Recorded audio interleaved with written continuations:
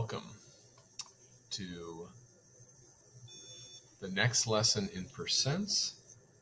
I'm going to be using the Moby today instead of using a piece of paper to see if this works out better. All right, so we're going to be on page 10 of the Unit 3 packet.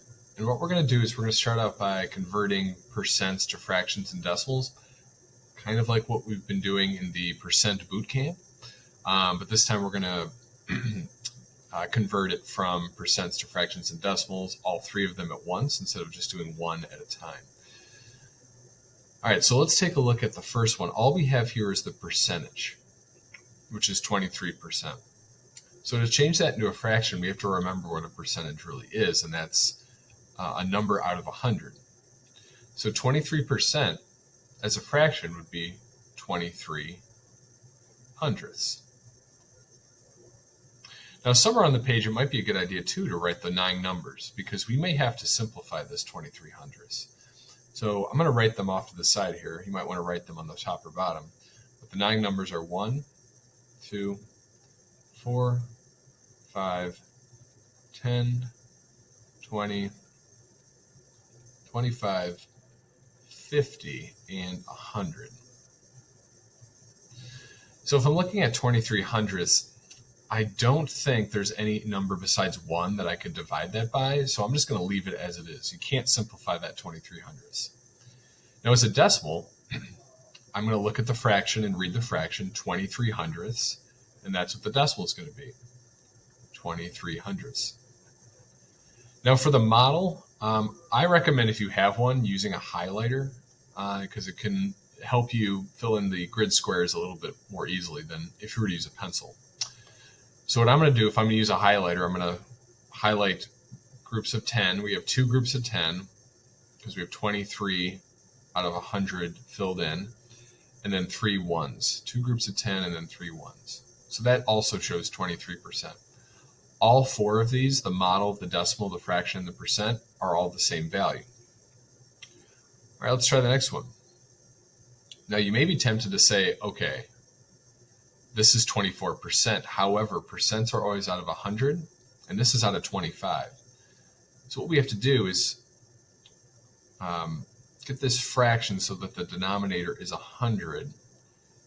And then what times 25 is 100? That would be 4. So we're going to multiply by 4 on the top and the bottom. So I know that 25 times 4 is 100.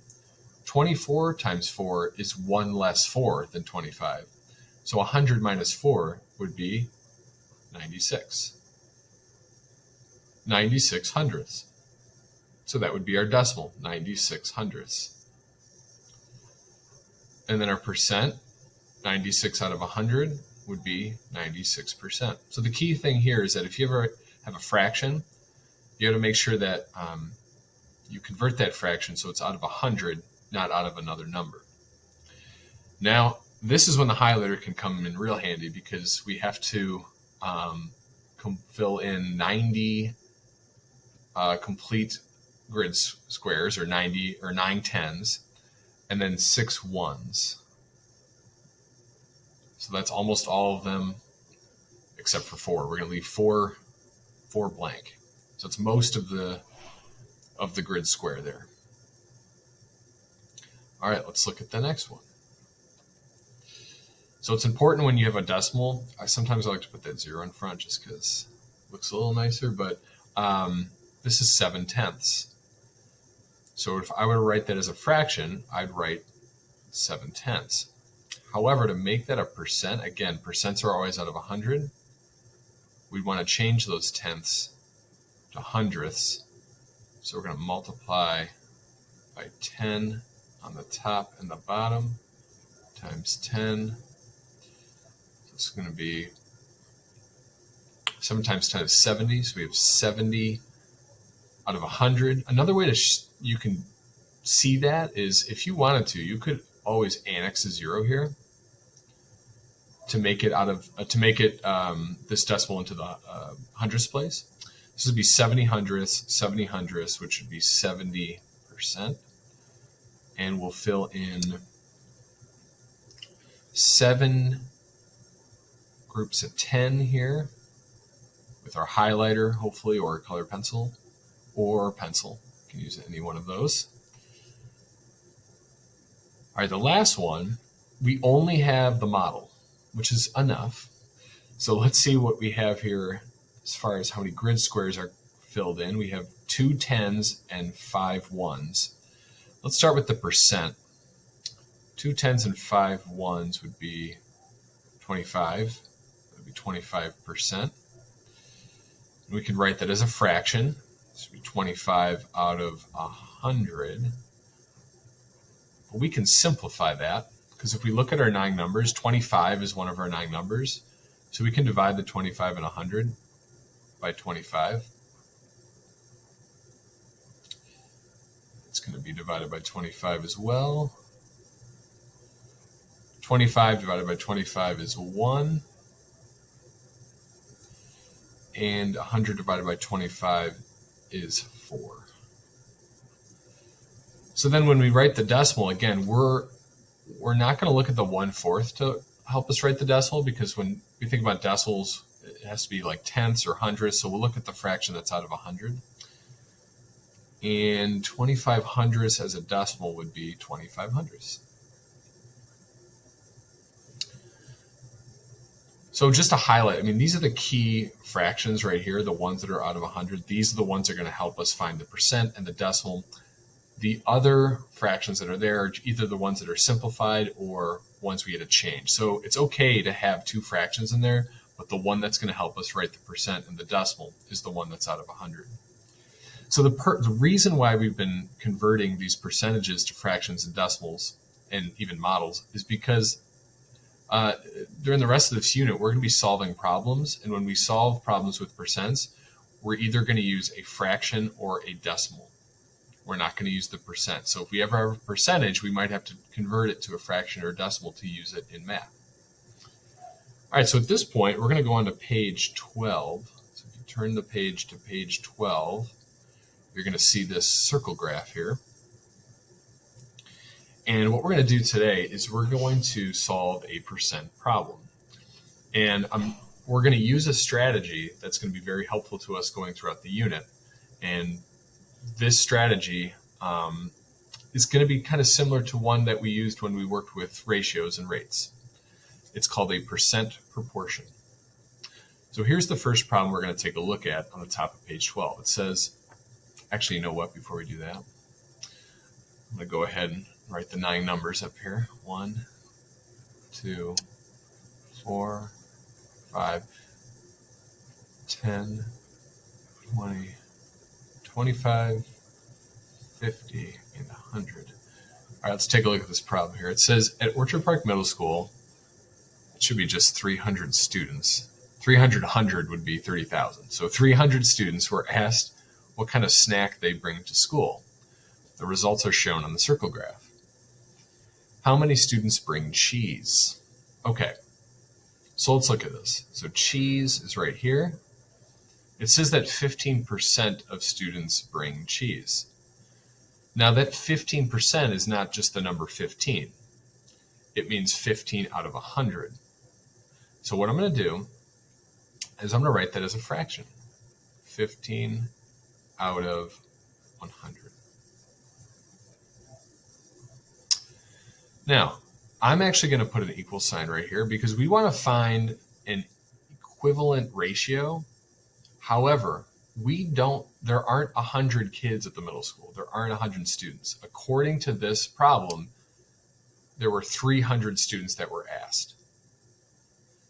So we can't say that 15 students brought cheese. 15 out of 100 did. But there weren't 100 students at the middle school. There were 300. So that 300 is what we want to get to. We want to get to 300. And then we're thinking, well, how can we get from 100 to 300? Well, we can multiply by 3. This, whatever this number is going to be our answer. And again, what we did in ratios and rates, whatever we did to the bottom, we're going to do the same thing to the top. So to get this mystery number, we're going to multiply 15 by 3. Well, if we didn't know that, we could always do it off to the side. 15 times 3. 5 times 3 is 15. 3 times 1 is 3, plus 1 is 4, 45. So out of 100 students, 15 brought cheese. Out of 300 students, 45 brought cheese. So 45, I guess, bring cheese is what the question's asking. How many students bring cheese? 45 bring cheese. Now you might be thinking, like, why did I set it up that way? Because I did put the first fraction on the right-hand side, and then I put the ratio that we used to solve the problem on the left-hand side. Each one of these numbers is in a particular place because of a strategy called percent proportion. And I want you to write this down because this is going to be key. This is going to be something that we're going to be using throughout the unit. Now 15, what was 15? 15 was the percent. So 15 was the percent. And percents are always out of 100. So when we write a percent as a fraction, it's always going to be out of 100. Now, this 300, that was all of the students. That was the total number of students. And that went on the bottom because the total is 100%. So on the bottom, we're going to put what's called the whole. And what we were trying to find was the part of students that brought cheese. So above the whole, we're going to put the part. This proportion here is what we're going to be using today to help solve percent problems. The part compared to the whole is going to be equal to the percent compared to 100. We're going to write this percent proportion every time we use it because it's kind of like a formula. And a formula is like a set way to solve a problem in science or math. And whenever we use a formula, we're going to write it down. So the next few problems, we're going to write this formula down each time we use it. It's going to help us set the problem up. What's nice about this too is that we can use it whether we're missing the part, whether we're missing the whole, or the percent. So it can be used in 3 different ways. All right, let's try the next one. It says, using the circle graph, how many people chose veggies? So we're going to use percent proportion again, and that's going to be part, and I want you to write this down as well, part over whole equals percent over 100. All right, let's see what we know. How many people chose veggies? Well, if we look at the circle graph, here's veggies, 17%. So to write that as a fraction, that would be 17, that's the percent, 17 out of 100 equals. Well, we don't know the part. That's what we're trying to find, because we don't know how many people chose veggies, but we still know the total number of people that go to the middle, or that answered this question, which was still 300. It's the same number of people that answered the question from the circle graph. So then, well, how do we get from 100 to 300? We want to go from right to left because we want to find this mystery number here. So again, to go from 100 to 300, we're going to multiply by 3. We're going to do the same thing on top. Well, 15 times 3 was 45. 17 is 2 extra 3s, which would be 6. So 45 plus 6 would be 51. So that means 51 brought veggies. I wonder what kind. Hopefully celery. That's my personal favorite. Okay. It says, let's say 500 people were asked this question instead of 300. How many people would have chosen veggies? All right, so we're still going to use percent proportion. And again, this is not the only strategy we can use, but this is one we're going to use quite a bit in this unit because it is so versatile, or it can be used in many different ways. All right, so what do we have here? We have still veggies, so still at that 17%. So the percent is 17 out of 100. The part we don't know. Instead of 300 this time is the whole, 500 is the whole.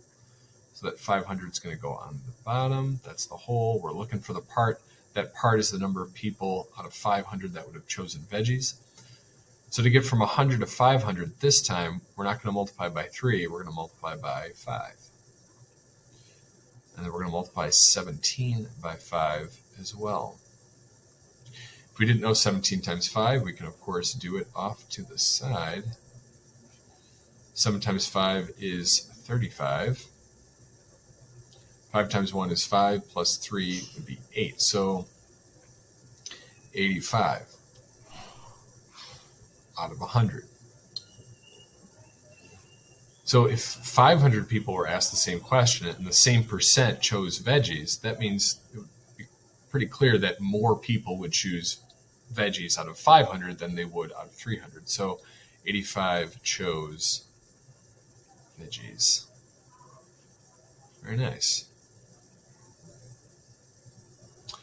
So we're going to take a look at one more set of problems based on that circle graph. Then we're going to take a look at just 2 different problems, and then we'll be all set. But again, this percent proportion is going to be very helpful. Very helpful. Using the circle graph, how many people chose chips? At this point, if you feel comfortable using percent proportion, you can try it on your own. The first thing we'll always do is write the formula. Part over whole equals percent over 100. See, chips, we have information about chips. The information we have is a percent. That's going to be 18 out of 100. That's our percent over 100. And then what's the whole? The whole is still 300.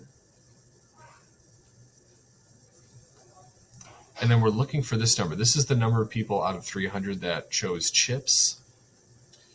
How can we get from 100 to 300? Again, we're going from right to left because we want to get from 18 to this mystery number. So we're going to multiply by 3 again, it looks like. Well, we won't always multiply by 3, but just when there's 300 as the whole, we will. 18 times 3. Do it off the side. Of course, it's one more 3 than 51.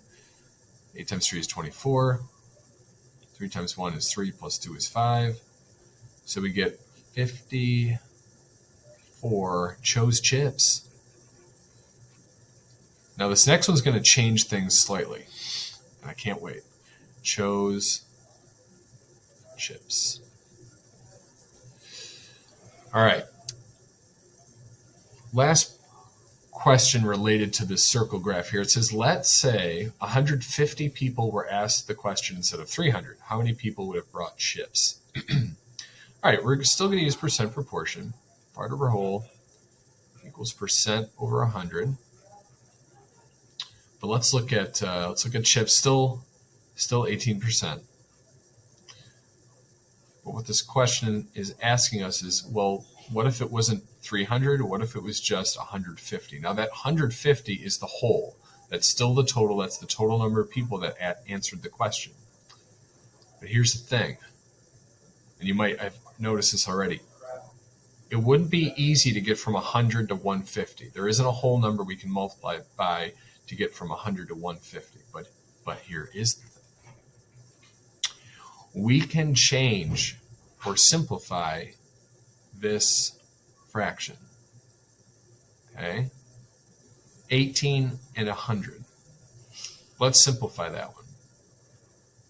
What can we divide 18 and 100 by? Well, if we think of our 9 numbers, they're both even, so we could divide by 2. Now let's think about that. If we divide 100 by 2, we'll get 50. And then we can easily get from 50 to 150. So let's do that. We'll divide by 2 on the top, and we'll divide by 2 on the bottom. 18 divided by 2 is 9. 100 divided by 2 is 50. So this is the reason why we used arrows and put arrowheads, because sometimes the direction may change depending on whether we have to simplify or not. So at this point, we're going to go all the way from 50 to 150. And we're going to go from 9 to whatever this mystery number is. Well, 50 times 3 is 150. So then 9 times 3 would get you 27. So we can simplify if we can't get from one number to the other really easily here. So this means that 27 chose chips, which makes sense because 150 is half of 300. So if you look at the two answers we had, we just got, 54 was the first one out of 300, 27, which is half of 54 out of 150. All those numbers just got cut in half because half as many people answered the question. So this, again, this strategy here of simplifying and then finding the answer, that can be used if we can't get from one number to the other very easily. All right, let's try just two more and then we'll be all set. Still percent proportion we're going to use here. It says you pulled 20 Skittles from a bag and 15% of them are red. How many Skittles were red from the ones you pulled out? So let's think about this. Part over whole equals percent over 100. We're going to use this, whoa boy, that percent sign. It's a little bit of work there. Whoops. So a good strategy to use here is to think about what kind of numbers do we have. Do we have the part, the whole, or the percent? Well, let's think about the percent first. I mean, this is clearly the percent. So I'm going to label that percent. So then the 20. Would this 20 be the part of the Skittles we have or all of them? You pulled 20 Skittles from a bag and 15% of these are red. So this would be the total or the whole. So we're looking for the part. So we don't know the part, so we'll put a circle where the part would go. The whole we know is 20. The 15 is the percent, that's where the percent would go, out of 100. Now, can we get from 100 to 20 in one step? I believe we can because 20 is one of our 9 numbers, so that's not going to be too bad. We don't have to simplify the 15 hundredths off to the side and then go back to 20. We're all set with this one. How can we get from 100 to 20? We would divide by 5, and we know we're dividing because we're decreasing the value. 100 divided by 5 will give us 20. We'll divide on top as well. 15 divided by 5 would be 3. So how many Skittles were red? There were 3 red Skittles. Okay. So it's nice to circle where the answer is going to be right at the start so that when you get it, you know what number you're working with there. All right, last one. So it says you pulled 70 M&Ms from a bag and 20% of them are green. How many Skittles were green from the ones you pulled out? Part over whole equals percent over 100. And let's see what kind of numbers we have this time. 20%, that's going to be the percent. You pulled 70 M&Ms from a bag. Now it says, then it talks about Skittles here. I think we're going to change that to M&Ms. That should be M&Ms. Because how many Skittles were green? It would be 0 because you pulled 70 M&Ms. All right, so that 70 is the total number we pulled out, so that's going to be the whole. So again, we're looking for the part. We're looking for the part. That part's going to be on the top. The whole is going to be 70. And that's going to be 20. It's going to be the percent out of 100. All right, now, we can't really get from 100 to 70 in one step, so we may have to simplify this. Luckily, we can divide 20 and 100 by a few different numbers to help us out. What I'm thinking is we can get from 100 to 10. Then we can get from 10 to 70. So what would we divide 100 by to get to 10? We could divide by 10. 20 divided by 10 as well, we can do that. 20 divided by 10 is 2. 100 divided by 10 is 10. And now we can easily get from 10 to 70. And we'll do that by multiplying by 7. 2 times 7 is 14. So that means 14 green M&Ms. All right, so We're going to continue working with percent proportion throughout this unit. We might learn a couple more strategies with percents, but hope this went well. If you have any questions, let me know. I hope you have a great day, though, and I'll see you soon. Bye-bye.